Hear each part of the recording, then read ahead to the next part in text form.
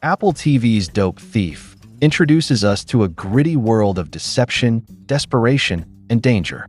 The first episode wastes no time setting the tone, blurring the lines between cops and criminals as Ray Driscoll and Manny Carvalho exploit their past lives to run an illegal scam.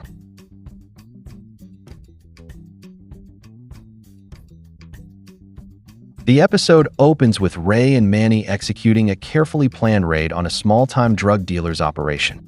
However, they're not real cops. They're conmen playing the part of DEA agents to intimidate their targets. This scene is crucial because it tells us a lot about the characters without needing much exposition. Ray and Manny's strategy is based on fear, not violence. Instead of storming in like gangsters, they rely on deception. By pretending to be law enforcement, they make their victims freeze, obey orders, and hand over drugs and money without question. This is their edge. They don't have to fight for control. They take it by exploiting people's fear of getting arrested. The risks of their scheme become clear early on. Posing as federal agents might help them avoid violent resistance, but it also means that if they get caught, the consequences will be severe. Impersonating law enforcement is a serious crime, and the real DA won't take kindly to imposters operating in their territory. The job itself is underwhelming. After all the planning and risk, the loot isn't nearly as big as they expected. This disappointment foreshadows a central problem in the series. Are their increasingly dangerous heists even worth it? If they're putting their lives on the line for little money, how long can they keep going before things spiral out of control? Manny quickly realizes that their current setup isn't sustainable. They got away with this job, but what if things had gone wrong? What if there had been more people inside? And what if someone had recognized them? He suggests they bring in a third person for extra muscle and backup. This suggestion tells us two things. Manny is thinking long-term. He sees the flaws in their operation and wants to fix them before something bad happens. He's not just along for the ride. He's actively trying to make their heists more effective. Their desperation is showing. If their scams were working well, they wouldn't need to change anything. Then enters Rick. He's an old prison acquaintance, which means he understands their world. But he's also reckless, unstable, and unpredictable, qualities that immediately make him a wild card. Ray and Manny may think adding Rick will strengthen their team, but in reality, it sets them on a dangerous path. More people mean more risk, more potential mistakes, and more ways for everything to fall apart. And that's exactly what happens.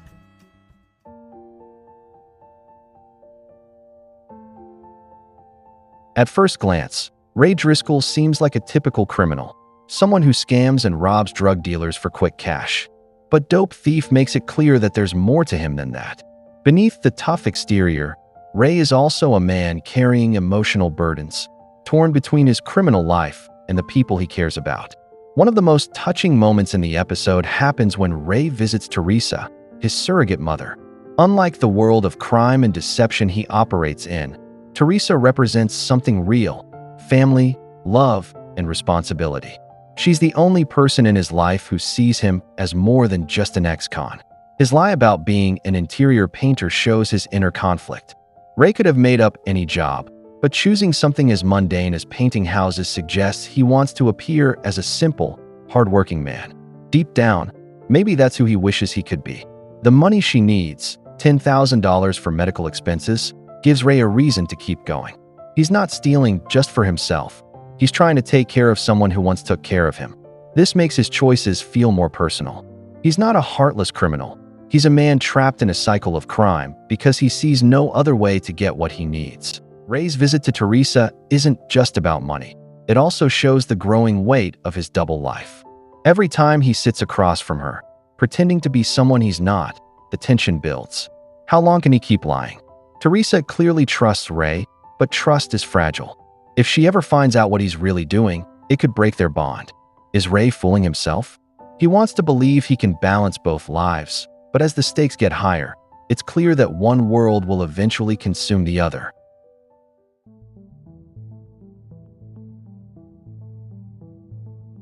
The second robbery is a turning point for Ray and Manny. Unlike their first job, which was controlled and calculated, this one falls apart fast. It's messy, violent, and costly. What was supposed to be a quick score turns into a deadly disaster, proving that in their line of work, one mistake can change everything. Bringing in Rick was supposed to make things easier, but instead, he becomes a liability. His panic turns a simple heist into a full-blown gunfight. Rick shoots out of fear, not necessity. This tells us he's not built for this kind of work.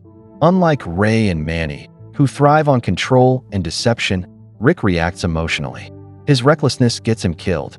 The show immediately establishes that no one is safe. His death sets a new tone for the series. There are real consequences in this world. The heist failure highlights a key theme of Dope Thief. Crime is unpredictable. Ray and Manny thought they had everything under control, but crime isn't like a well-planned movie heist. Things can and will go wrong. In the chaos, Ray and Manny still manage to grab some loot. But instead of normal drugs or cash, they take bottles labeled aloe vera gel. This detail raises a big question. Why is this product important? If it were just aloe vera, no one would care. The fact that someone immediately threatens them for it suggests it's something much more valuable.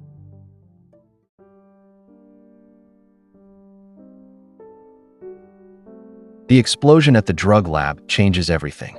Up until now, Ray and Manny have been operating in the shadows, stealing from small-time dealers without drawing too much attention. But now, they've made a mistake that's impossible to ignore. As they escape, Ray and Manny receive a chilling message over the walkie-talkie. Someone knows what they did, and they want their stolen goods back. This instantly raises the tension. It's no longer just about getting away with the robbery. Someone powerful is watching them, tracking them, and they do not sound happy. It shifts the story from simple heists to a bigger, more dangerous game.